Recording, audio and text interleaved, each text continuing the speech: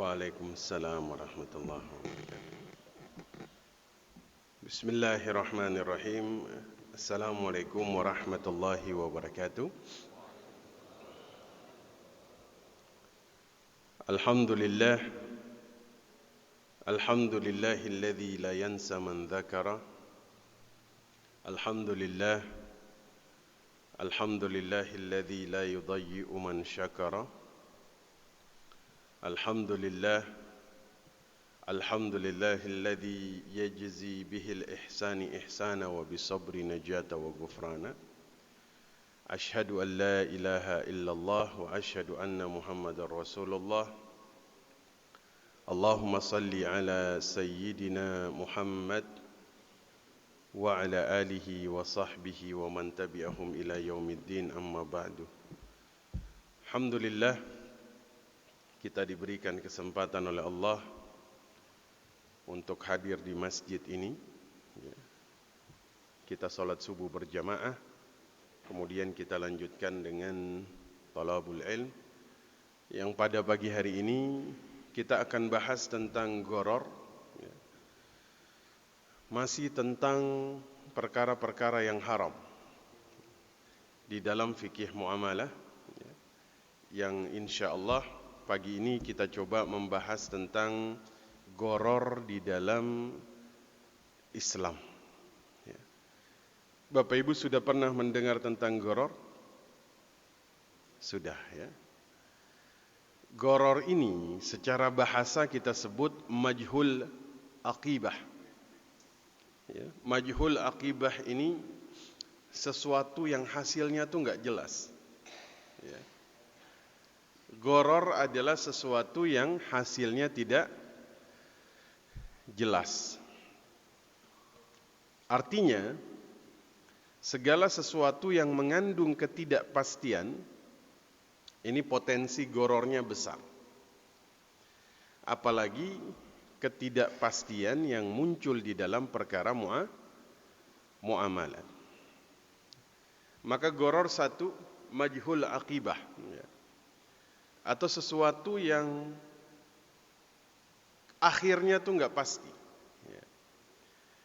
Atau dalam bahasa Arab, gharar sering diartikan sebagai resiko atau tipuan.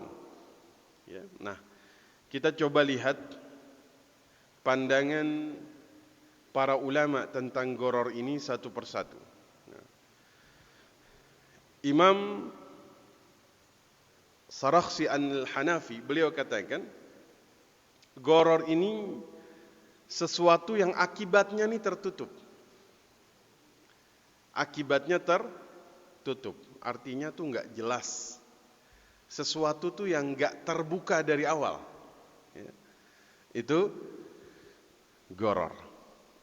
Seseorang yang tahu resiko suatu perkara, tapi resikonya ini dia tutupi dari awal. Ini gharar. Banyak dalam transaksi yang dilakukan atau kerjasama bisnis yang dilakukan antara dua orang, yang satu menutupi sesuatu dari rekan bisnisnya. Jadi dari awal tuh tertutup. Ini kata beliau gharar. Kalau kata Imam Al-Qarafi Al-Maliki, beliau katakan, gharar ini sesuatu yang tidak diketahui bisa didapatkan atau tidak. Mereka itu tidak diketahui ini perkara bisa didapatkan atau tidak. Kata beliau, kattairu fil hawa au samaka fil ma', seperti burung di udara atau ikan di lautan. Misalnya, saya jual burung yang ada di atas pohon itu. Ini kan belum pasti bisa ditangkap atau tidak. Atau saya jual ikan yang masih berenang di laut. Ini kan tidak dipastikan burungnya bisa ditangkap atau ikannya bisa diambil. maka ada ketidakpastian di sini, maka mereka katakan ini gharar. Kemudian kita lihat definisi Imam Ar-Ramli Asy-Syafi'i, maksudnya dari mazhab Syafi'i, ya. Beliau katakan bai'ul gharar memiliki dua hal kemungkinan, di mana kemungkinan yang paling besar adalah sesuatu yang dikhawatirkan. Ya. Misalnya jual beli buah-buahan yang masih ada di atas pohon. Ya. Dengan cara hanya memperkirakan berapa jumlah buah tersebut. Nah, ya misalnya ada orang beli borongan, Pak. Ya kan? Beli borongan buah yang masih di atas pohon. Ya.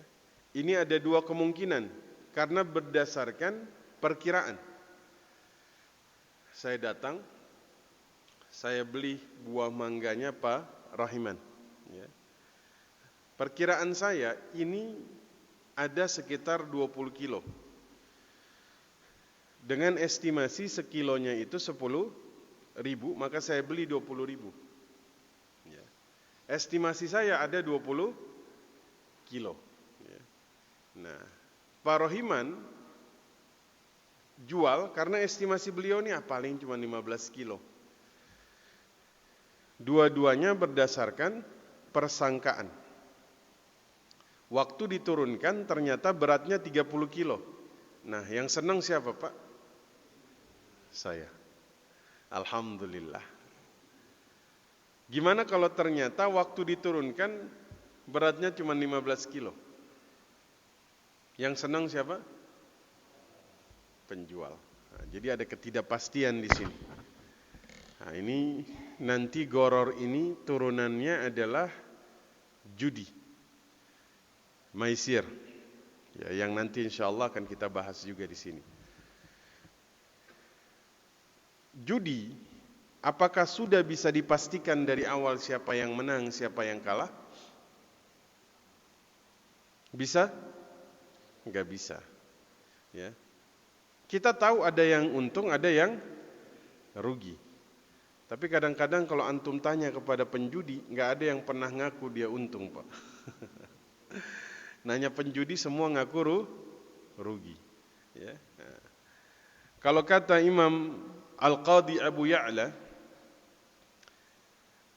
ma taraddudi baina amrayn laisa ahadihima azhar. Ya. Jadi gharar ini sesuatu berada di atas dua kemungkinan. Ada yang pasti, ada yang tidak pasti. Ya. Dari semua definisi ini, maka kita ambil kesimpulan, gharar ini sesuatu yang tidak pasti, sesuatu yang mengandung resiko, sesuatu yang mengandung tipuan. Ya. Misalnya, saya bawa sekantong baju, masih dalam kantong. Saya jual ini kepada antum seharga 100.000. Tanpa yang beli bisa memeriksa berapa jumlah pakaian yang ada di dalamnya. Ya. Ini kan untungan. Ya. Kalau misalnya ternyata di dalamnya ini bajunya banyak, jumlahnya 200.000, berarti yang untung adalah pembeli.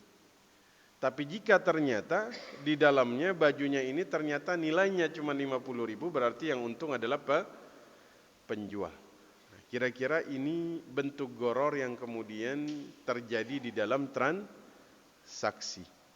Ada ketidakpastian, Pak. Atau nanti kita bahas gharar ini jual beli ijon. Ya. Ijon ini membeli tanaman atau membeli hasil pertanian ketika baru ditanam. Atau beli duren ketika masih berbunga. Gharar. Ada yang pernah di sini? Beli padi yang baru ditanam. Gharar ini. Kenapa dikatakan gharar transaksi seperti ini? Karena tidak ada yang bisa memastikan bahwasanya nanti panennya ini hasilnya bagus. Ya. Kalau panennya bagus, melimpah, maka yang untung siapa? Yang beli. Kalau gagal panen, yang untung penjual, karena dia sudah jual. Nah, maka dari sini kita lihat bagaimana Islam itu mengatur agar kerugian ini tidak muncul di antara satu dengan yang lain. Makanya ada satu hadis ya. Ini dari Abu Hamzah Anas ibn Malik ya. Ketika dia mengatakan bahwa Rasulullah sallallahu alaihi wasallam bersabda, "La yu'minu ahadukum hatta yuhibbu li akhi ma yuhibbu li nafsihi." Tidak beriman seseorang sampai dia mencintai kebaikan bagi saudaranya, kebaikan yang sama yang dia inginkan bagi dirinya sendiri. Ini hadis singkat, Pak. Singkat. Tapi kalau semua orang mengaplikasikan hadis ini di dalam kehidupannya, maka dunia ini aman. Dunia aman. Gak ada orang menginginkan kerugian kepada saudaranya. Sebagaimana dia pun gak mau rugi. Ketika dia mau untung, maka orang lain juga harus untung. Karena hadis ini, Nabi bilang, tidak beriman seseorang sampai dia menginginkan kebaikan bagi orang lain, kebaikan yang sama yang dia inginkan bagi dirinya sendiri. Ini kalau diterapkan, dunia aman, damai, Pak. Benar nggak? Makanya ada Fudail bin Iyad itu mengatakan kepada Sufyan bin Uyainah, kalau engkau menasehati orang lain agar sama seperti dirimu, maka engkau belum memberikan nasihat karena Allah. Kalau engkau memberikan nasihat kepada orang lain agar orang lain sama seperti dirimu, maka engkau belum memberikan nasihat karena Allah. Kenapa begitu? Karena dalam bayangan mereka, seseorang itu harus lebih baik dari dia. Bayangkan, Pak. Pandangan mereka sama saja, sama. Mereka menganggap itu belum mencapai kebaikan. Minimal harus lebih. Tuh, Masya Allah. Ya, kadang kan dalam hidup, ada seseorang dia sukses. Ya. Apakah dia menginginkan orang lain ini sama suksesnya dengan dia? Saya tanya, Pak. Bapak Ibu punya perasaan seperti ini di dalam diri? Ada? Saya sukses, orang lain harus lebih sukses dari saya. Saya paham, orang lain harus lebih paham dari saya. Saya bahagia, orang lain harus lebih bahagia dari saya. Ini kan yang ada ditahan, Pak. Antum boleh sukses tapi nggak boleh melampaui pencapaian ana. Kira-kira seperti itu. Betul? Maka dikatakan oleh para ulama, hadis ini kemudian menjadi tolak ukur. Keimanan seseorang itu dilihat dari sini. Siapa yang tidak memiliki pemahaman atau punya keinginan orang lain itu harus lebih baik dari dia, atau minimal orang lain harus merasakan kebaikan yang saya rasakan, maka dia berdosa. Kenapa? Karena hadis ini mengatakan la yu'minu, berarti wajib hukumnya kita menginginkan kebaikan bagi orang lain. Ya. Maka goror ini kan kontradiksi dari hadis ini. Karena goror ini kemungkinan yang lain rugi. Sementara kalau hadis ini kita aplikasikan, orang lain gak boleh rugi. Betul? Saya untung, orang lain juga harus untung. Ya, kurang lebih seperti itu. Saya izin minum dulu Bapak Ibu. Silakan. Bismillahirrahmanirrahim.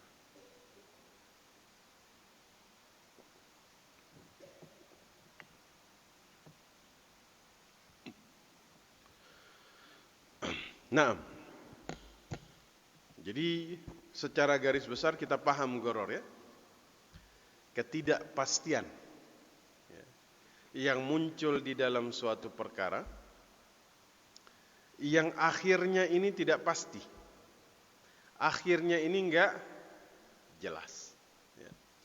Apa dalil yang kemudian melandasi keharaman goror ini? Surat An-Nisa ayat 29 ya. Ya ayyuhalladzina amanu la ta'kulu amwalakum bainakum bil batil. Wahai orang-orang yang beriman, janganlah memakan harta sesamamu dengan cara yang batil. Nah, goror ini masuk kategori kebatilan di dalam muamalah. Kenapa? Karena kalau dia terjadi maka orang sudah memakan harta saudaranya dengan cara yang batil. Makanya goror ini kalau dia masuk itu pasti rusak, Pak. Kalau ada transaksi di antara dua orang, kalau ada jual beli di antara dua orang, di mana muncul muskilah, muncul masalah di akhir, maka saya itu mengidentifikasinya gampang. Cara mengidentifikasi ketika dalam satu bisnis atau jual beli itu terjadi kekecewaan di akhir ya, antara dua orang yang melakukan jual beli atau kerjasama, itu mudah, Pak. Antum cari aja, ada enggak goror di dalam? Kalau ada, maka itulah asbabnya. Karena dia kalau masuk rusak semuanya, Pak. Dia ini kayak racun. Sekali dia masuk, maka dia merusak seluruh transaksi yang sudah terjadi. Ya, Ustadz, kita jual beli ini, ya kan? Kita kerjasama. Ya, tapi kok di akhir begini-begini? Saya bilang nanti kita coba analisa sama-sama, ketemu tuh gorornya. Imma dari harga, kuantitas, kualitas. Ini semuanya bisa mengandung goror. Nanti kita bahas satu persatu. Dalil kedua, Al-Maidah 90 sampai 91. Ya ayyuhalladzina amanu innamal khamru wal maisiru wal ansabu wal azlamu rijsun min amali syaitan fajtanibuhu la'allakum tuflihun. Wahai orang-orang yang beriman, ya, janganlah, ya, maksudnya sungguh khamar, ya. Jadi ada beberapa hal yang Allah setarakan dalam ayat ini. Dia disebutkan dalam satu ayat. Khamar, judi, berkurban untuk berhala, mengundi nasib dengan panah. Ada 4 hal yang Allah sebutkan di sini. Khamar, berkurban untuk berhala, ya kan? Kemudian mengundi nasib dengan anak panah, dan kemudian ini termasuk perbuatan syaitan. Ya. Berarti kita lihat satu-satu, Pak. Ini berarti 3-3-nya ini punya daya rusak. 4 hal ini daya rusaknya luar biasa. Kita coba lihat khamar dulu ya.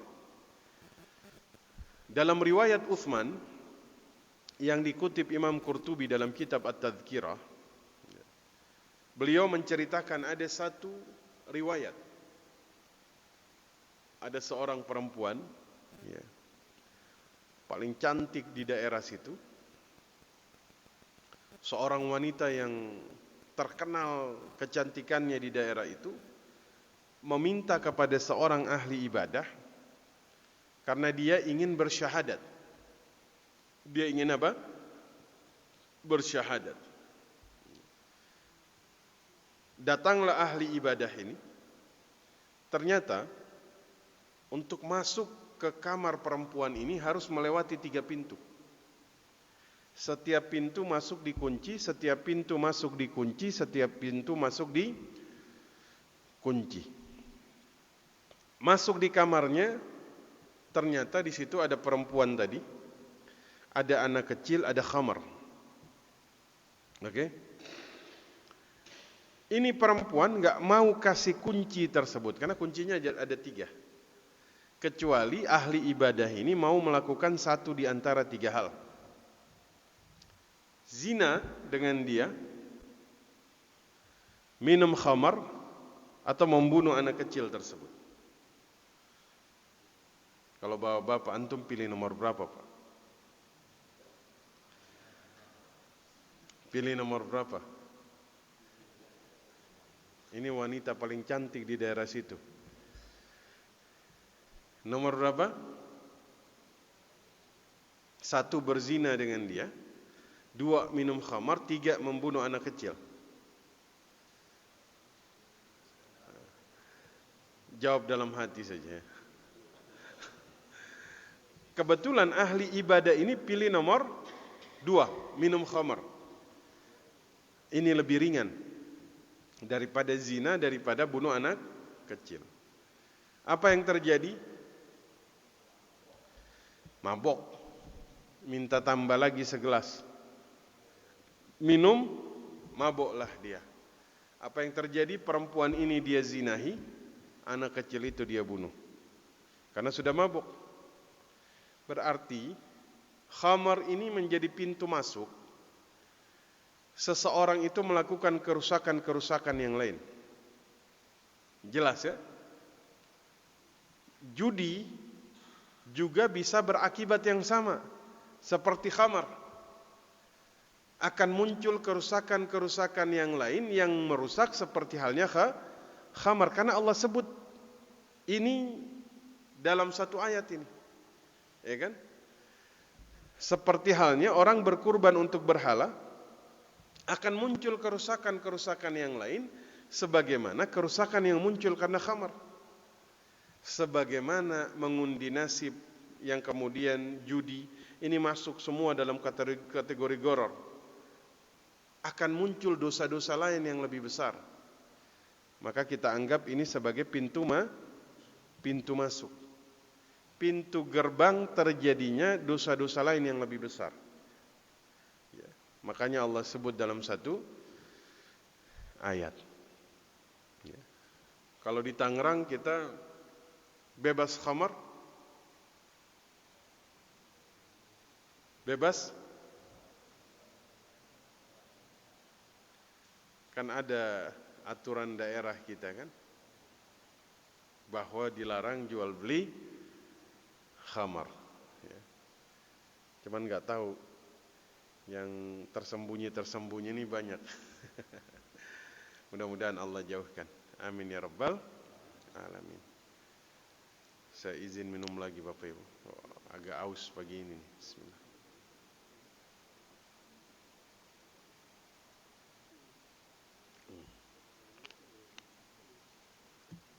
Nah, Al-Maidah 90 sampai 91.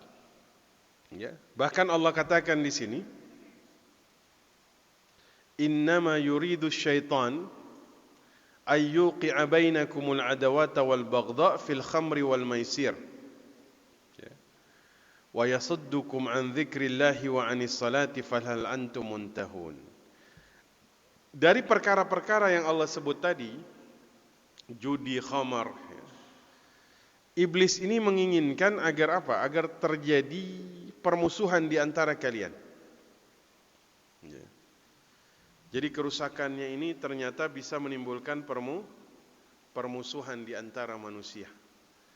Ya. Kemudian membuat kalian itu lupa untuk kemudian berzikir kepada Allah.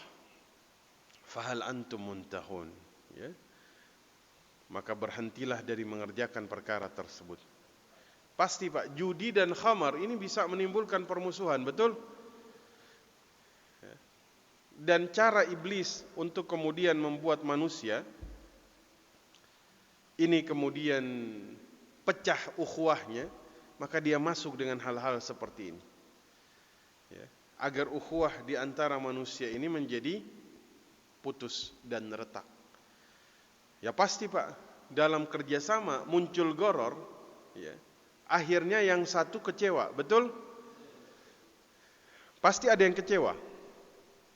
Maka ini pintu masuk pertama dari iblis untuk kemudian membuat dua orang yang bersaudara, ya, yang Allah berikan nikmat persaudaraan kepada mereka putus. Ya. Ini cara iblis untuk masuk, imma dari khamar, dari judi, dari gharar. Ya. Jadi kayaknya asam lambung saya agak naik tiba-tiba. Mohon maaf. Jadi minum terus.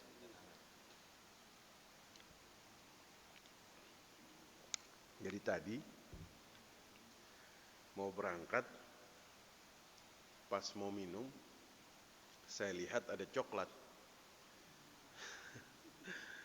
Akhirnya saya makan sedikit, ternyata dia cukup bereaksi juga, ya.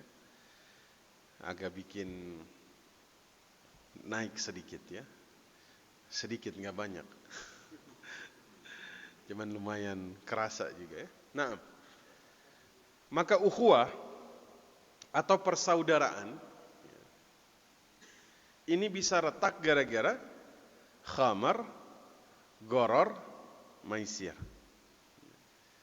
Iblis tahu jika dua orang ini mereka bersaudara dan mereka jaga persaudaraannya, maka mereka bisa mendapatkan kebaikan-kebaikan. Makanya dia masuk agar kemudian putus hubungan itu sehingga mereka enggak dapat kebaikan dari persaudaraan tersebut. Maka Nabi melarang, naha Rasul sallallahu alaihi wasallam an bai'il hasah, an bai'il hasati wa an bai'il gharar. Nabi sallallahu alaihi wasallam melarang jual beli al-hasah dan melarang jual beli gharar. Itu langsung dilarang oleh Nabi sallallahu alaihi wasallam. Dalam bisnis itu yang banyak terjadi, Pak. Dua orang yang tadinya dekat tiba-tiba renggang. Ya. Biasanya ini terjadi karena gharar. Karena dalam transaksi mereka, karena mereka enggak belajar gharar, dia muncul, mereka tidak berhasil mengidentifikasi, di akhir pecah kongsi. Ya. Akhirnya tadinya ngaji di satu masjid, akhirnya sekarang pisah masjid. Ya. Itu yang terjadi. Nah, kita coba lihat satu persatu, Pak. Ya. Gharar dalam motif. Dalam motif ini bisa muncul gharar, Pak. Contoh. Ada seseorang memberikan sesuatu tanpa motif di situ. Tanpa motif. Ini bisa jadi gharar. Contoh. Antum dikasih uang sama seseorang tanpa dia jelaskan status pemberian itu. Pernah enggak, Pak? Antum menerima pemberian, tapi statusnya enggak disampaikan. Ini bisa memunculkan gharar. Antum terima, dalam bayangan antum, alhamdulillah saya dikasih uang. Dipakailah sampai uang itu habis. Waktu sudah habis, yang ngasih datang, kemudian dia bilang, bayar, katanya. Loh, kok bayar? Waktu itu anak titipin uang sama antum. Lah, anak kira dikasih, akhi. Ini kalau enggak jelas muncul gharar. Makanya tuh kalau sesuatu motifnya ini enggak jelas, maka bisa memunculkan gharar. Maka kalau di awal, Pak, antum yang berkaitan dengan harta diperjelas statusnya. Diperjelas statusnya. Kalau enggak diperjelas, gharar. Ya. Kemarin ada konsultasi dari seorang jamaah. Ya. Jadi mereka ini punya barang rumah. Rumah ini waris. Ya. Rumah ini waris. Kemudian ada dari ahli waris yang susah pada saat itu.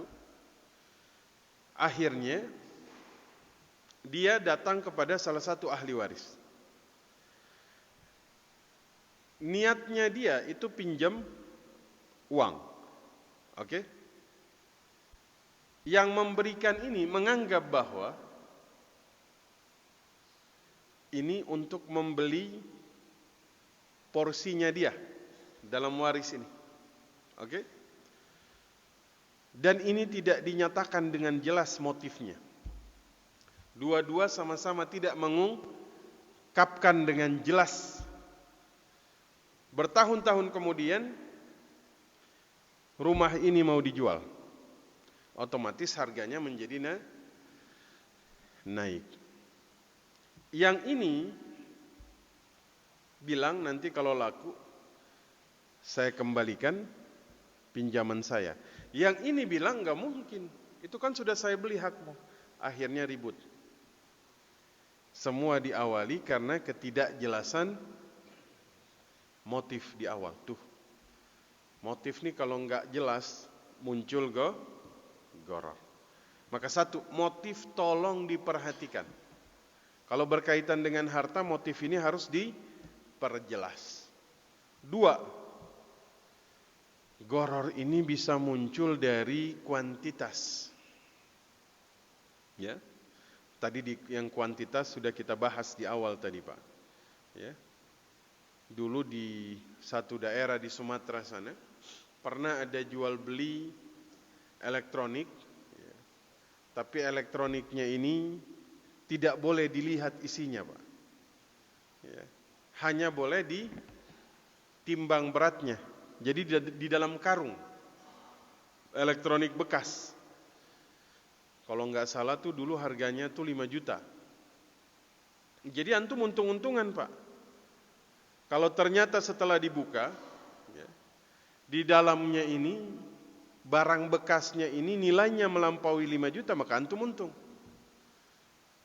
Tapi bisa jadi yang ada di dalam nilainya lebih sedikit dari 5 juta. Berarti antum rugi. Ya, ini jual beli gharar yang muncul dalam kuantitas ini. Ya. Makanya Umar bin Khattab itu melarang menjual korma yang masih muda. Ya, yang masih berbunga kalau tidak salah. Karena takutnya nanti berbuahnya tidak sempurna dan bisa menimbulkan kerugian dari salah satu pihak. Ya. Selanjutnya, gharar bisa muncul dalam masalah harga. Nah, ini mohon diperhatikan ini. Ya. Harga cukup punya potensi yang besar. Ya. Dan ini biasanya muncul ketika orang menganggap remeh masalah harga. Ya. Contoh ada bahas harga gampang, harga belakangan. Pernah nggak? Jual beli karena dua-duanya ini sama-sama ngaji di Masjid Kuba, ya. Maka harga tuh diremehkan. Udahlah, pakai aja dulu. Harga belakangan. Antum kayak baru kenal aja, nah, kira-kira begitu ya. Ambil aja dulu, harga belakangan, harga gampang. Ya. Misalnya nih, yang satu jual motor. Dia mau nawar 10 juta. Waktu mau nawar kata sahabatnya, udah ambil pakai aja dulu. Ya. Masalah harga tuh nggak usah dipikirin. Ya. Tadinya dia mau nawar 10 juta nggak jadi, alhamdulillah. Ya. Ini dalam bayangan ana nih 8 juta dapat. Ternyata ditagihnya 15 juta. Maka mohon diperhatikan masalah gharar dalam harga ini, dalam transaksi, ya, secara seksama. Bapak Ibu, saya mohon maaf. Rupanya asam lambungnya agak sedikit mengganggu ya. Jadi mungkin kita lanjutkan di pertemuan berikut. Ya. Agak